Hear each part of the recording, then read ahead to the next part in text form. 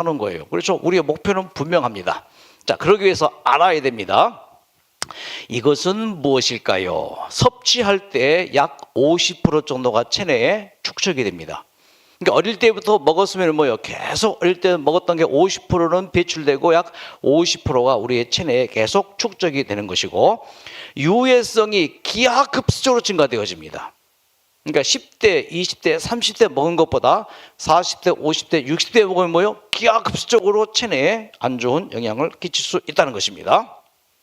전두엽이 파괴되어요. 전두엽 뭐요? 의지, 판단, 인내력, 참자, 견디자, 요 인내력, 지성, 이성, 양심. 이 전두엽이 파괴돼가지고 뭐예요? 폭력성, 참지 못하게 돼요. 그리고 뭐예요? 또 푹 깔아집니다. 치매도 원인이 된다고 할 수 있습니다. 자, 그리고 뇌신경계 자체를 파괴시켜버려요.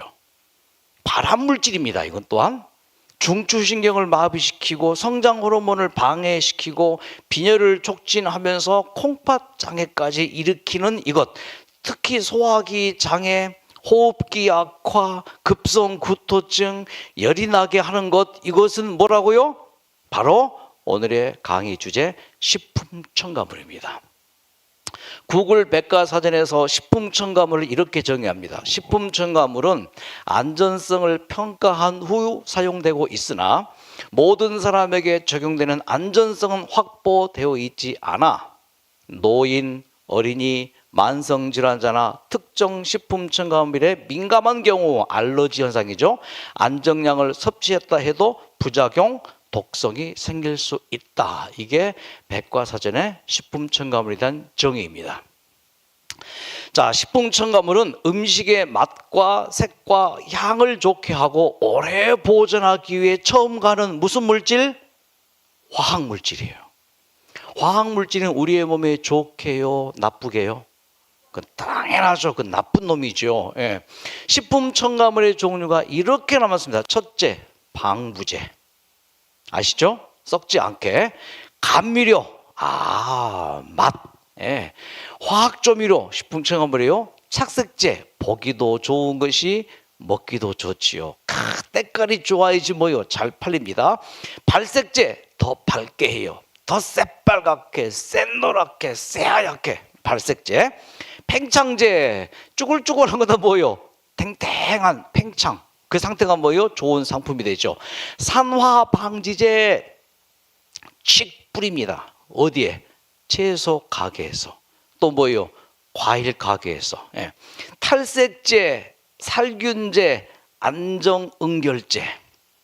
그래서 지금 이 시대는 마치 이 그림과 똑같아요. 식품 첨가물에 비가 억수로 내리는 이 시대에 우리가 살고 있다 해도 과언이 아닙니다. 그러니까 현대인들은요, 이 식품 첨가물이라는 이 비를 피할 길이 없어요. 자, 향미 증진제, 조미료, 냉동, 어묵 등에 들어갑니다. 대표적인 첨가물이 글루탄산, 나트륨, MSG, 식품의 맛이나 풍미를 증진시키기 위해 사용하는 향미 증진제. 발색제 그냥 넘어갑니다. 쭉 감미료, 표백제, 착색료, 보존료, 유화제, 팽창제 등등이 식품 첨가물입니다. 안 먹고 사신 분 계십니까? 앞으로도 안 먹고 사실 분 계십니까? 어쩔 수 없어요. 비를 맞아야 돼요. 자, 그래서 현대인들은 너무너무 불쌍하다고 볼 수 있어요. 자, 현대인들의 잘못된 식생활을 지금 계속 다루고 있습니다. 뭐예요? 설탕, 소금, MSG, 우유, 커피, 홍차, 산성식품 등등 해서 오늘은요, 이 식품 첨가물에 대해서 좀 잠깐 살피는 시간을 갖도록 하겠습니다. 식품 첨가물의 종류를 다시 한번 언급합니다. 방부제, 감미료, 화학조미료, 착색제, 발색제, 팽창제, 산화방지제, 탈색제, 살균제, 안전응결제. 자, 이런 것들을 섭취할 때 나도 모르게 50대, 60대, 70대 가면은 이게 몸이 쌓이고 쌓여서 갈수록 내 몸이 뭐예요? 자꾸만 기억력이 깜빡깜빡하면서 의욕이 상실되면서 노인성 우울증의 원인이 될 수 있죠. 뇌신경계가 약해지면서 발암물질에 노출되면서 뇌신경이 마비되어지고 중추되면 성장 호르몬, 빈혈 등등 이런 질병들이 현대인들이 많이 앓고 있는 질병의 대표적인 게 식품 첨가물이에요. 그래서 이 책을 좀 구해봤더니 책이 이렇게 남았습니다. 내 몸을 죽이는 기적의 첨가물. 기적의 첨가물인데 뭐라고요? 내 몸을 살려요, 죽여요? 죽여요. 위대한 속임수 식품 첨가물. 식품 첨가물 2, 인간이 만든 위대한 속임수. 건강의 적들, 식품 첨가물. 또 이것도 뭐예요? 식품 첨가물 완전 정복이라는 책도 있고요. 자, 먹어서는 안 되는 10대 식품 첨가물. 막 홍수로 이 책들이 쏟아져 나옵니다. 자, 그래서 이 식품 첨가물, 이 홍수에 우리가 살고 있는데, 인체는 동물 보관소. 우리 인체가 뭐라고요? 이런 식품 첨가물이 뭐예요? 저장소, 동물 보관소. 자, 식품 첨가물에 들어가 있는 대표적인 요소들이, 화학물질들이 비소, 벤졸, 폴로토페놀, DDT, 다이옥신, 수은 등등이에요. 이것이 쌓이는 축적 장소를 한번 쫙 보세요. 우리의 머리카락, 손톱, 발톱, 혈액, 간, 골수, 지방 조직, 혈액, 뼈, 간, 뇌, 신경, 신장 다 쌓여요. 그래서 오는 질병이 현대인들이 앓고 있는 대부분의 질병들이 온다는 거예요. 그러니까 식품 첨가물이 들어가는 음식만 줄여도 현대인들이 앓고 있는 대부분의 질병들, 고혈압, 당뇨, 각종 이름 모를 병들, 막 무기력증들, 만성 피로 증후군들, 또 간, 이게 암 이런 것들 있잖아요. 자, 이분을 소개합니다. 이분은 안병수라는 분인데, 한국에 정말 여러분 의학계의 허준 같은 분, 한의학계 정말 여러분 유명한 분이에요. 대부분의 한국의 이 식품 첨가물로 만든 과자를 이분이 개발을 했었습니다. 그런데 이분이 충격을 받습니다. 어떤 일인가? 1984년부터 16년 동안 국내 유명 과자 회사의 신제품 개발 팀장이었습니다. 연구원이었어요. 과자를 만든 일이 신바람 났습니다. 광물성의 그 어떤 그거는 게 막 밀가루 넣고 화학 물질 넣고 식품 첨가를 넣어가지고 새우깡 만들고 맛동산 만들고 이 온갖 이건 진짜 가공식품의 꽃. 이야, 자기의 이 손끝대에서 대부분의 과자가 만들었단 말이죠. 종합예술작품이라 자부심을 가졌습니다. 자, 그리고 이제 이렇게 막 하면서 생산하는데 얼마나 행복했는지 매력이었습니다.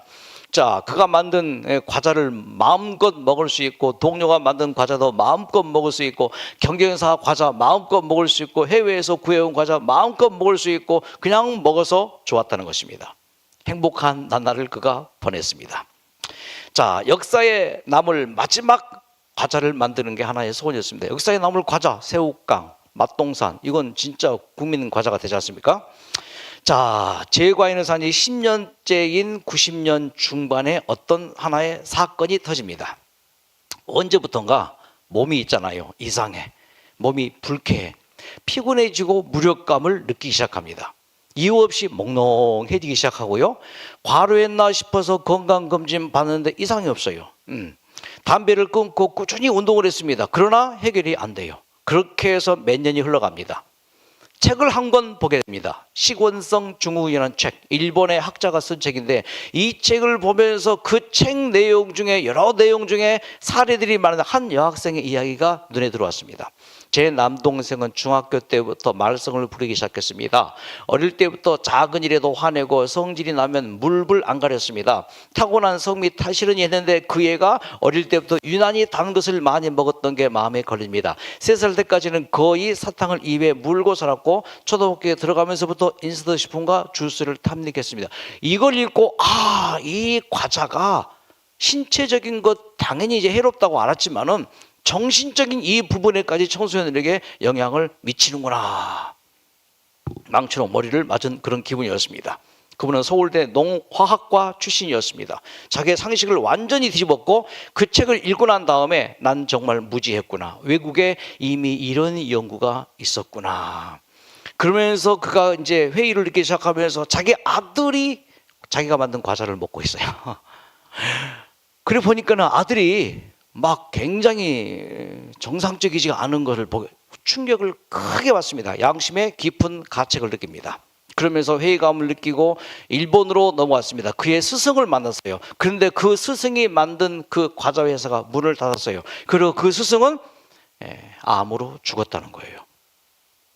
그러면서 이제 그는 깊은 고민에 빠졌고 이제 싸움이 시작이 되어집니다. 냉장고에 있는 모든 초콜릿, 크림빵, 컵 젤리, 요구르트, 비스켓, 잼, 콜라 이런 것들을 다 버립니다. 이제 아들하고 이제 전쟁이 이제 되게 됐죠. 그런데 그렇게 과자를 끊고 나니까 6개월 뒤에 몸이 변하기 시작합니다. 개운해져요. 그리고 깨끗해집니다. 어릴 때 고향에서 놀던 그 증상으로 그 좋았던 몸이 회복된 것 같아요.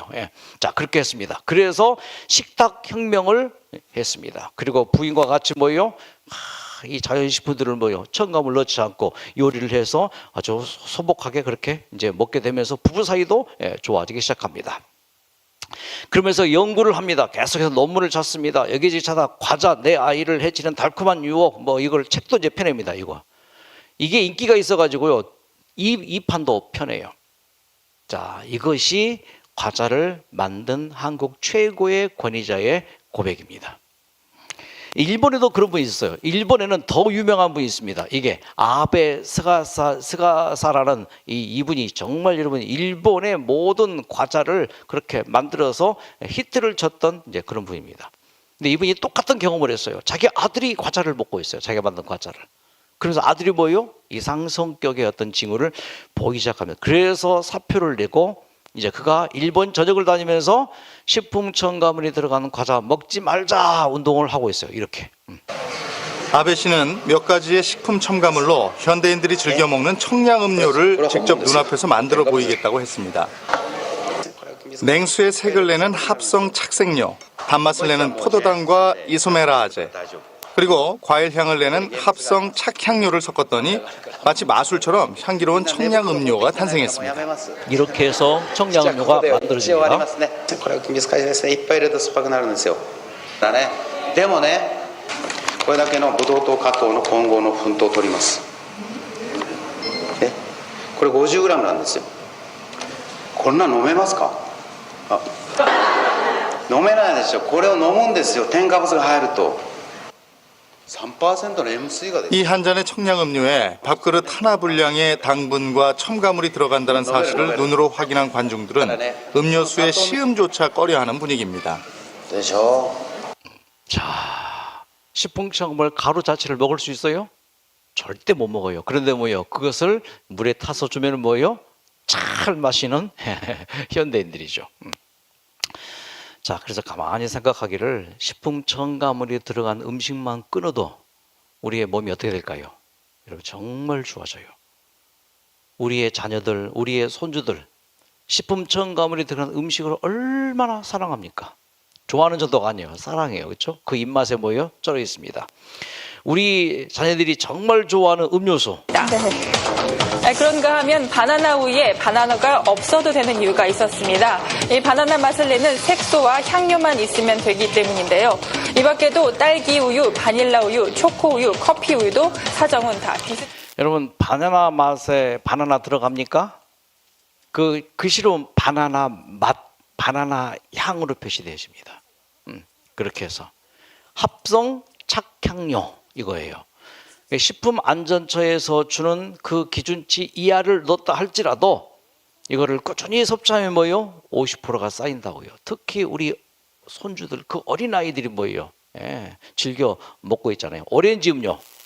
그런데 오렌지 맛 음료에는 가루색소 외에 도대체 어떤 것들이 들어가 있는 것일까요? 오렌지 음료 맛에 오렌지 들어갈까요? 물론 들어가죠. 그런데 여러분 속지 마십시오. 오렌지 100%예요. 오렌지 100%가 아니에요. 물에다가 이런 식품 첨가물이 들어가 있는 그 물에다가 100% 오렌지 물을 넣었다는 게 100%예요. 진짜예요? 여러분 속지 마세요. 포도 100% 아니에요. 100%가 포도 100%짜리를 거기다 넣었단 말이에요. 실제는 몇 프로밖에 안 돼요. 10%도 안 돼요. 그게 바로 이 오렌지 음료의 이거란 말이에요. 이게. 그래서 다 식품 첨가물을 넣어서 오렌지 맛 나게 했다 그 말이에요. 여러분 탄산음료 이제 술 마시지 않고 탄산음료 이제 마시는 걸 이제 권장하는데 자 여기 파리의 연구소에서 탄산음료를 마시면은 암 발생률 이런 것들이 뭐예요? 크게 증가한다는 그런 내용입니다. 탄산 음료에 들어가 있는 에틸 이미다졸, 카라멜 색소, 이것들이 다 뭐예요? 발암 물질. 대표적인 탄산 음료의 대표적인 게 뭐예요? 콜라하고 사이다잖아요. 여러분, 이 콜라 사이다 주 성분이 이런 것들이에요. 인공 첨가물, 정제수에다가 정제당, 탄산가스, 구연산, 카페인, 인산, 합성 착색제, 합성 착향료, 카페인, pH 2.5 강산성. 그래서 이것을 넣으면 뭐예요? 설탕도 넣고, 이 탄산음료에 딱 좋은 게 하나 있대요. 그건 정제수로 만들었다는 것. 그 외에는 이렇게 인산도 넣는데 그거 뭐예요? 뼈 건강에 안 좋은 인산, 카페인 아시죠? 얼마나 우리 몸에 안 좋은지. 강산성 물질이 바로 이 탄산 음료예요. 탄산음료 대표적인 게 칠성 사이다와 코카콜라죠. 설탕, 보존료, 감미료, 착색료, 유화제, 착향료, 천연 카페인, 비타민 C, 인산 등이 들어 있다는 것이죠. 여러분, 탄산 음료도 마시면은 좋을 게 없습니다. 왜 그런가요? 탄산 음료에 여러 가지 안 좋은 것 중에서 이 한 가지. 위, 십이지장, 소장 등의 소화기관을 거쳐 빠르게 흡수됩니다. 소장에서 흡수된 과당은 대부분 곧장 간으로 전달되고 대사되는데 이 과정에서 요산이 생성됩니다. 이게 문제입니다.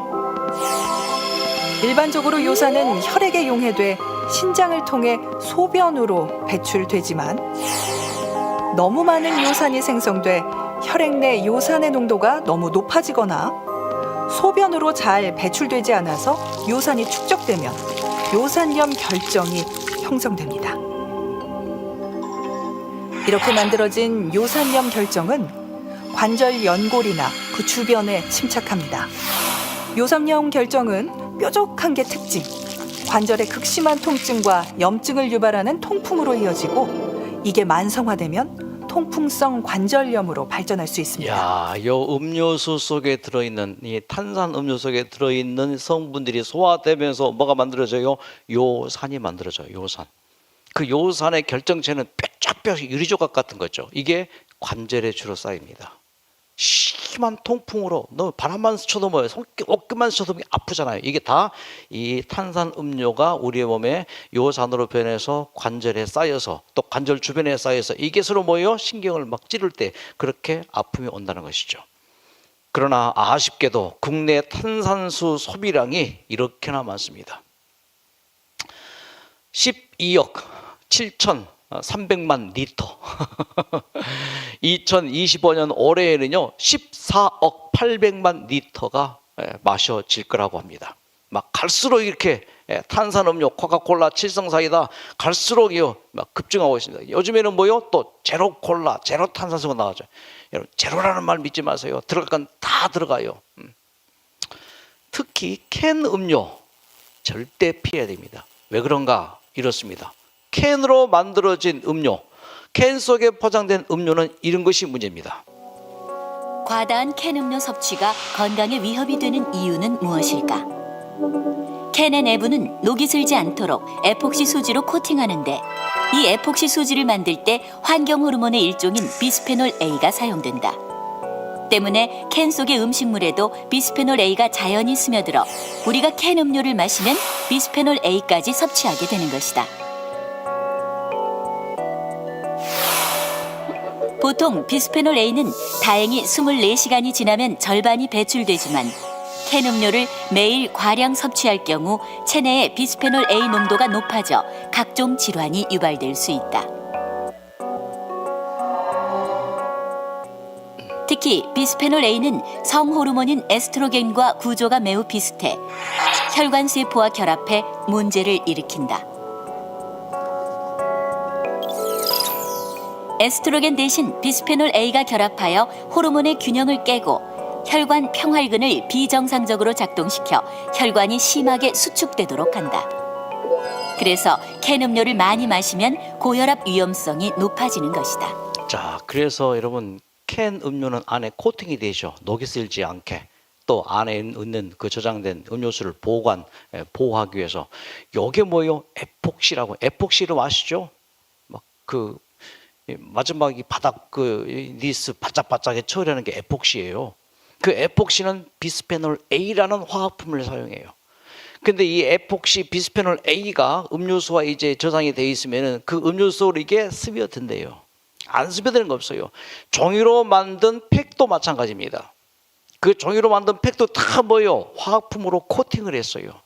그래서 에폭시 이게 플라스틱의 종류인데 접착제, 광합성, 주형, 보호용, 코팅으로 사용이 되는데 이것들이 이제 빨리 굳어지고 접착이 강한데 이게 이제 우리의 몸에서 그런 나쁜 짓을 하게 되고 또 이제 이렇습니다.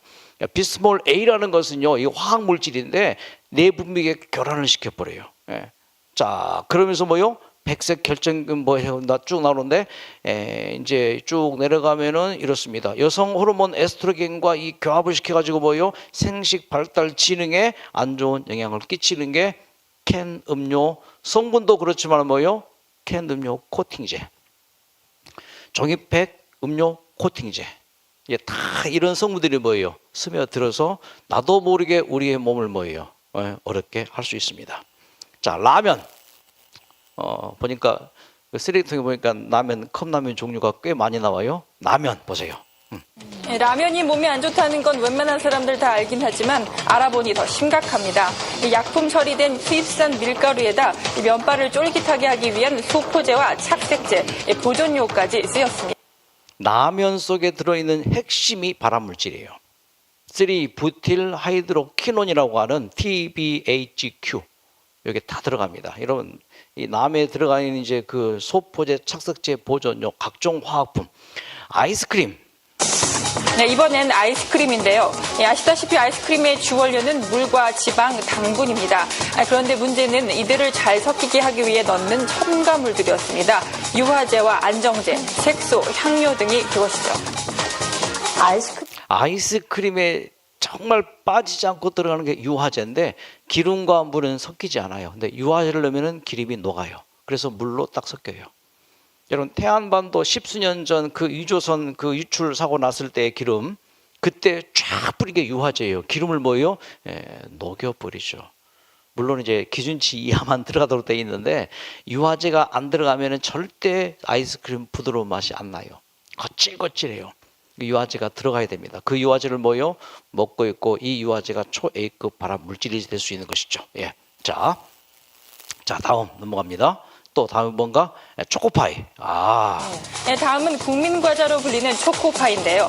초코파이는 수입산 밀가루와 설탕 그리고 쇼트닝이라는 기름 덩어리로. 그러니까 이게 지금 과자 이 식품 공장에 나오는 비닐로 포장되어 있는 것들이 다 뭐예요? 식품 첨가물 덩어리란 말이에요. 자, 여러분, 카레가 건강식품입니까? 카레는 한 가지 성분을 갈아서 만드는 게 아니라 여러 종류의 몸에 좋은 향신료를 섞어 만든 인도의 전통적인 음식을 말합니다. 인도의 카레 맛하고 한국의 카레 맛은 굉장한 차이가 있대요. 인도에 와서 카레를 먹어본 분 얘기는 맛이 안 난대요. 카레 맛이 아니래요. 한국의 카레는 이런 식품 첨가물 그러니까 그 맛이 나는 거예요. 또 더 중요한 것, 발색제. 아질산 나트륨. 그런데 햄이나 소시지에 발색제로 쓰이는 아질산 나트륨의 치사량은 1g 정도로 독성이 매우 강합니다. 발암 물질로도 알려져 있습니다. 아질산 나트륨 때문에. 자, 발색제에 들어가 있는 것 아질산 나트륨. 식품 첨가물에 대한 전문가 의견을 들어보십시오. 식품 첨가물들은 장벽에서 해로운 물질, 유해한 물질들이 우리 몸 안으로 들어오는 장의 방어벽을 허물게 하는 그런 기능도 있습니다. 그러니까 세균들이 막 나쁜 독소들이 뭐예요? 무차별적으로 이제 혈액적으로 유입이 되게 되는 것이죠. 자, 시중에 판매되는 탄산음료의 상당수에는 벤조산 나트륨, 즉 안식향산 나트륨이 들어 있습니다. 영국의 인디펜던스지는 대표적인 방부제인 이 성분이 이게 우리의 세포를 파괴합니다. 특히 아토피 환자 보세요. 성주 어머니가 아이에게 과자 몇 개를 주었습니다.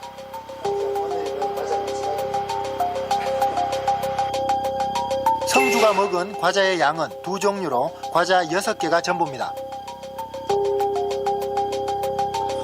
그날 저녁 성주의 상태는 생각보다 심했습니다. 그만 긁어. 너 자꾸 긁으면 안 줄 거야, 엄마. 아이가 가령 과자 때문에. 먹어서 아토피가 왔고 과자를 끊지 못해서 또 그 과자를 먹고 계속 보면 아토피 가렵잖아요. 얼마나 가려울까 얘가. 곳곳에 발긋발긋한 발진이 돋고 있었습니다.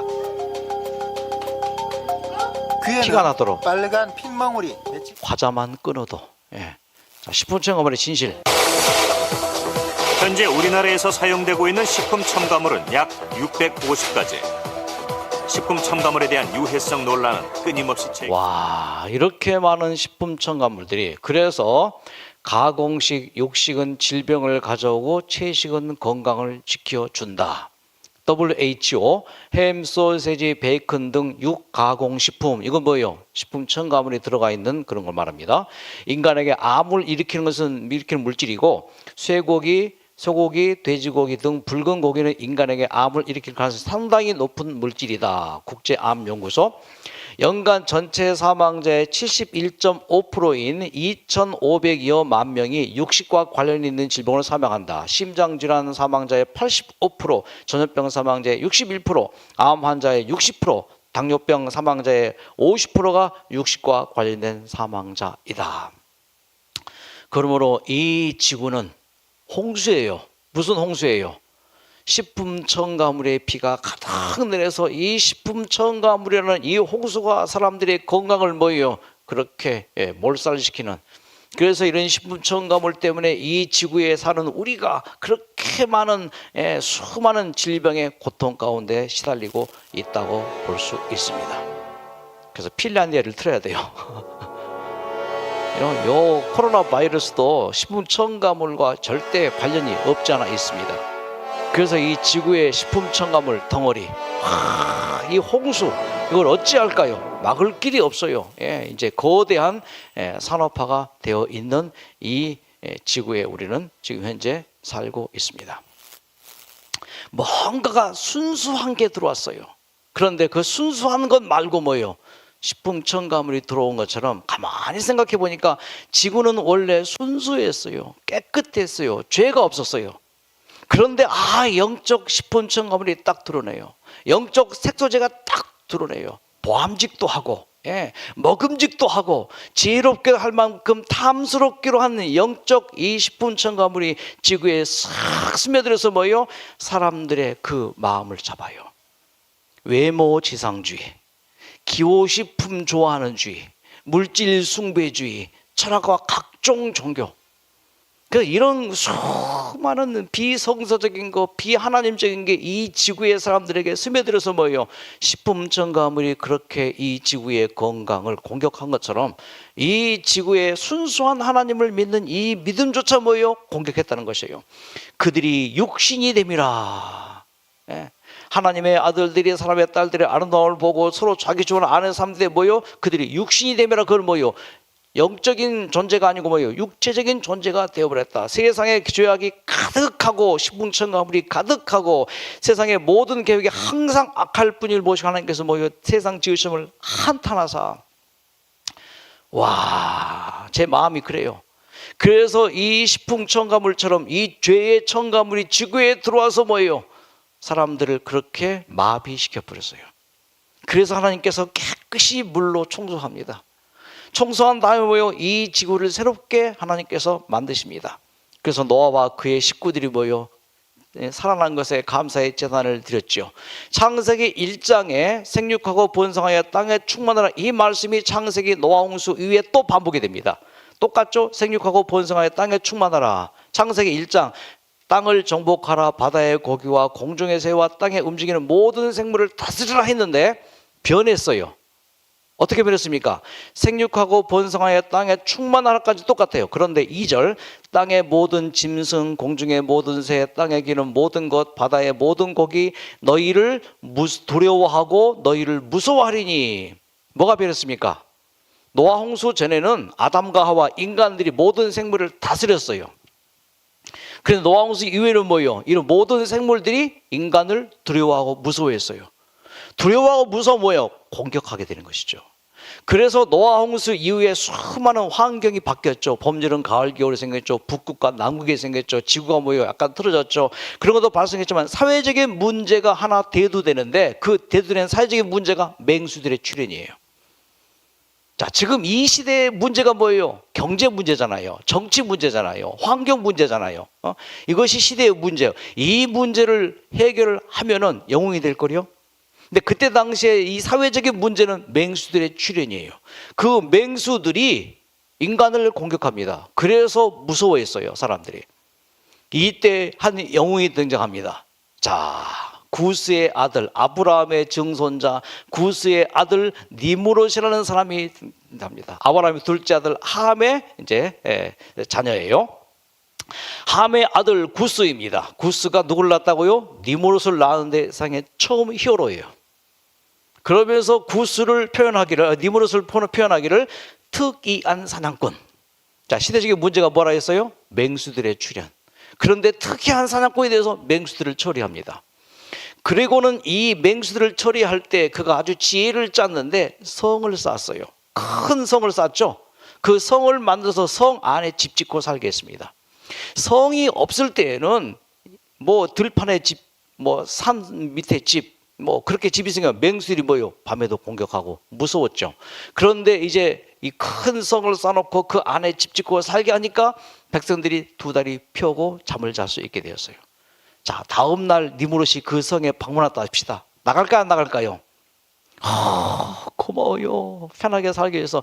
그래서 니므롯이 왕이 됩니다. 이게 성경에 이제 여기까지 기록되어 있고 지금부터는 로마의 신화 얘기입니다. 단군 신화처럼 로마의 신화의 그들의 조상이 니므롯이에요. 자, 니므롯의 부인이 세미라미스입니다. 이 세미라미스가 이제 자기의 남편과 함께 그렇게 이제 이렇게 잘 백성들을 정치를 하다가 니므롯이 갑자기 죽어요. 12월 22일에 죽습니다. 니므롯이 갑자기 죽어요. 그때 이 세미라미스가 여걸이에요, 또. 백성들을 한 손에 딱 잡습니다. 여러분, 내 남편 니므롯은 죽었지만 살았습니다. 로마 신화예요? 아니, 죽었지만 살았다니 무슨 말이에요? 죽었지만 산 증거가 바로 저 태양입니다. 내 남편은 죽어서 뭐가 되었다? 태양이 되었다. 그러면서 모든 하나님을 믿지 않는 이방의 조상, 이방신의 최고의 신, 이 태양신입니다. 로마 말로 태양신은 미트라. 그 미트라의 아들이 바알이에요. 구약 성경에 많이 나온. 그 미트라의 딸이 있는데 공주가 아스다로스라는 신입니다. 구약성에 계속 등장하죠. 이것이 삽시간에 전체 지구에 딱 퍼집니다. 창조될 때는 깨끗했어요. 식품 첨가물처럼 이런 사상이 전 세계를 쫙 덮게 지배합니다. 자, 이때 하나님께서 얼마나 안타까우셨을까요? 아브라함을 불렀어요. 그래서 갈대아 우르에서 아람을 불러서 뭐예요?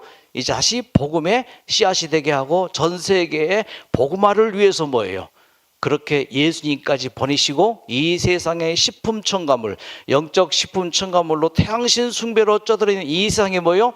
다시 한번 하나님의 이 기별을 이제 세상에 복음 전파로 하게 됩니다.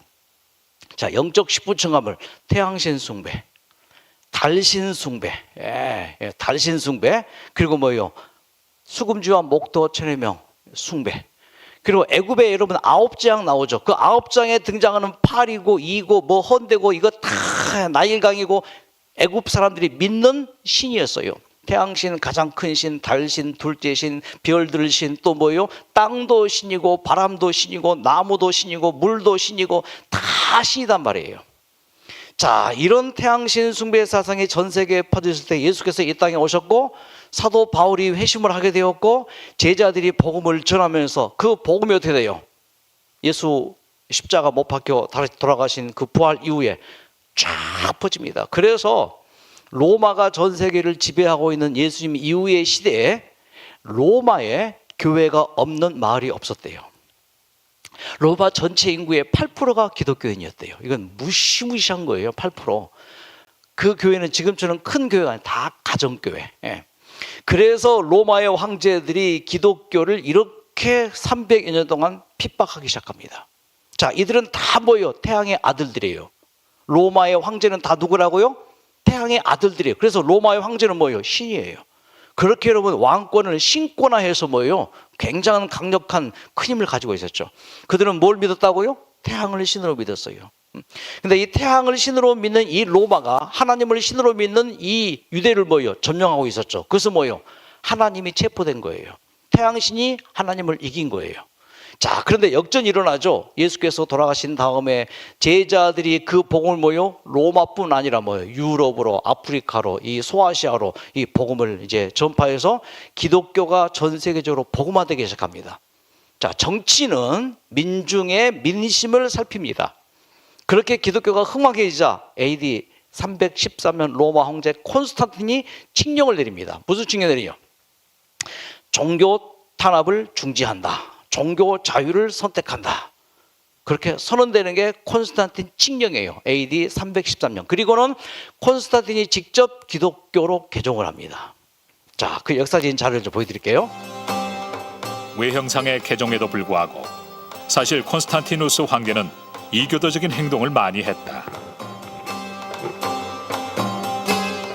그가 기독교에 귀의한 것은 분명한 사실이지만 그는 이교도 신앙도 용인했다. 그 시대의 동전에는 태양신이 새겨져 있다.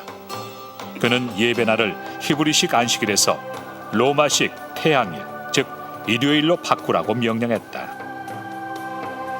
자, 태양신을 숭배하는 사람들이 기독교로 개종을 들어옵니다. 특히 황제가 개종에 들어오면서 태양신 숭배 습관을 그대로 가지고 들어옵니다. 자, 우리나라 한국인이 기독교를 이제 받아들였습니다. 추석 셉니까 안 셉니까? 설 세요 안 세요? 똑같은 이치예요. 추석 세고 설 세고 하나님 믿는 교회 다니다 해도 뭐예요? 다 명절을 맞이하잖아요. 그래서 태양신 숭배하는 그 로마 이방 종교와 기독교가 서로 만나게 돼요.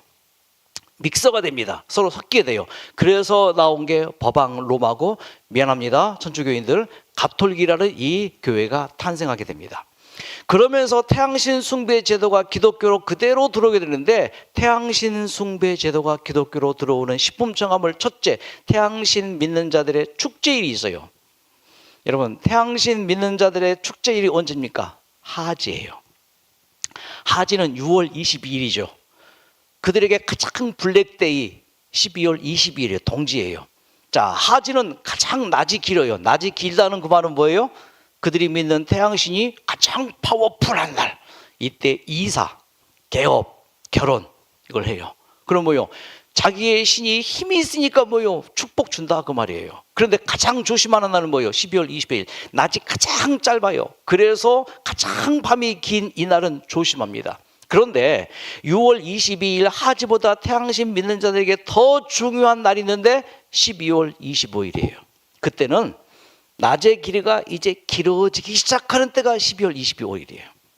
그래서 태양신 숭배자들은 태양이 새롭게 부활한다. 6월 22일보다 태양신 믿는 자들은 12월 25일을 그들의 큰 축제일로, 한국의 추석, 설 같이 로마 말로 블루 말리아데이. 태양신이 뭐 한다고요? 다시 부활했다. 교회사 핸드북 131페이지에 기독교와 이교적 관습, 기독교회는 많은 이방 사상과 상징을 받아들였다. 예를 들면 태양 숭배일로부터 예수의 탄생일이 태양제의 날인 12월 25일로 정해지게 되었다. 크리스마스 하면서 12월 25일 예수 그리스도의 탄생을 기념하는 날, 본디 태양의 신생을 축하하는 로마의 동지제일 블루 마리아 에슴. 이게 블루 말리아 이게 딱 나오잖아요. 그래서 여러 차례에 태양의 탄생에서 축제일로 기독교의 크리스마스가 되었다. 이것도 하나의 뭐요? 영적 식품 첨가물이에요. 여기에 메리 크리스마스 있죠. 크리스는 뭐예요? 크라이스트, 예수란 뜻이에요. 여러분 뒤에 MAS는 뭘까요? 마스. 요 마스는 뭐냐면은 태양신에게 숭배하자 그 말이에요. 그러니까 예수도 믿고 누구도 태양신도 숭배하고 믹서된 거예요. 섞여진 거예요. 식품 첨가물이 들어와서 음식을 그렇게 한 것처럼 영적 식품 첨가물이 봐요. 크리스마스란 말이에요. 그래서 크리스마스는 하나의 문화가 되어서 뭐 이제 추리도 만들고 반짝이도 만들고 그렇게 하지만은 제7일 안식일 예수 재림교회는 12월 25일 예수 탄생의 기념 예배는 드리지 않습니다. 왜? 그 뿌리가 뭐니까? 태양신 숭배에서 왔으니까. 이 부활절도 참 재밌어요. 부활절 날짜는 언제입니까? 계산해 볼 수 있어요. 어떻게 계산해 볼 수 있을까요? 유대인들이 세는 6월절 있죠. 그 6월절 안식일이 뭐요? 그 다음 날이 부활절이에요. 그런데 부활절 계산법은 춘분이 지나고 보름달이 지난 첫 일요일이 부활절이에요. 왜 그런가? 이 부활절 제정은 이 애굽의 태양신 숭배에서 시작되었습니다. 로마의 태양신은 이름은 미트라죠. 애굽의 태양신은 이름이 라예요. 그 라에 대한 태양신 숭배 이제 신화입니다. 이 태양신 라에게 큰 아들과 둘째 아들이 있었답니다. 네, 둘째 아들이 한 여신을 사랑했어요. 이스트라는 여신을 사랑했어요. 근데 이스트를 불렀어요. 태양신 라가 시아버지 될 분이 며느리를 불렀어요. 둘이 서로 사랑하는데 상속권은 큰아들에게 있다야. 이스트 여신에게. 그러므로 이 큰아들하고 결혼해. 그럼 모든 상속권을 너에게 줄게. 그래서 이스트 여신이 변심하고 큰아들하고 결혼해요. 이때 이 둘째 아들 이 태양신이 둘째 아들 이 신이 큰형을 죽여버려요. 혁형을. 자, 그러면 이제 과부가 됐죠. 이때 이 여신이 시아버지에게 호소합니다. 내 남편 살려주세요. 죽었는데 어떻게 살리냐? 신이잖아요. 그래? 그럼 내가 한번 노력해보지. 그러면은 견우와 직녀 같은 이제 그런 얘기예요. 그러면은 1년에 한 번 만나라. 언제 만날래? 여신은 땅의 신이에요. 씨앗을 뿌리는 그 시기는 언제예요? 춘분이 지나야 돼요. 우수, 경칩, 춘분이 지납니다. 그때 씨앗을 뿌리게 되죠. 그래서 여신은 춘분이 지나야 돼요. 그리고 여신은 달신이죠. 그 달신을 보니까 반쪽 달, 손톱 달보다 뭐요? 달덩이 같은 얼굴이어야 돼요. 그래서 춘분이 지나고 보름이 지난 태양신이니까 첫 일요일에 만나라. 이것이 애굽 사람들의 이스터 데이예요. 그 이스터 데이가 용어도 그대로 기독교로 들어와서 뭐예요? 지금도 이스터 데이예요. 여러분 놀랍지 않습니까? 이름이라도 바꾸면 얼마나 좋아요. 그러니까 부활절 이스터 데이. 이스터가 뭐라고요? 예, 태양의 여신인데 이게 기독교의 하나의 식품 첨가물이 될 수 있는 것이죠. 태양신을 믿는 자들은 썬데이, 날일, 일요일에 예배합니다. 일요일에 뭐 한다고요? 마스예요, 마스. 예. 그 마스가 요즘에는 뭘로 바뀌어서 미사로 사용하고 있잖아요. 바로 미사라는 그 말이 뭐예요? 마스에서 온 말이에요. 자, 일요일 예배. 원래 성경은 뭐였는데? 토요일 안식일 예배했는데 일요일로 아까 바뀌었다고 콘스탄틴이 바뀌었다고 이렇게 얘기하고 있잖아요. 그렇게 바뀌었습니다. 자, 일요일 준수는 언제 시작됐는가? 문제가 없었습니다. 근데 뭐예요? 자, AD 313년 밀라노 칙령 이후에 이제 일요일을 공식적인 날짜로 그렇게 지켜오고 있습니다. 기독교로 들어온 식품 첨가물이라고 볼 수 있어요. 영적인. 어느 날이 안식일인가? 토요일이 안식일이다. 우리 왜 토요일 대신 일요일 지키는가? 가톨릭 교회가 라오디게아 종교회의에서 그 존엄성을 토요일에서 일요일로 옮겼기 때문이다. 하나님께서 옮기지 않았어요. 성경에서 옮기라고 안 했습니다. 결국은 뭐예요? 그 영적 식품 첨가물의 주인 사탄이 교회 안에 뭘 집어넣었어요? 식품 첨가물 영적인 썬데이 예배 그리고 뭐예요? 크리스마스, 부활절 이런 것들을 쏙 집어넣었어요. 뭐예요?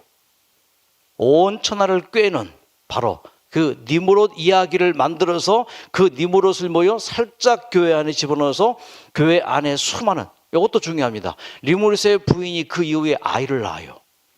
참 희한하죠? 세미라미스 아이를 낳아서 뭐예요?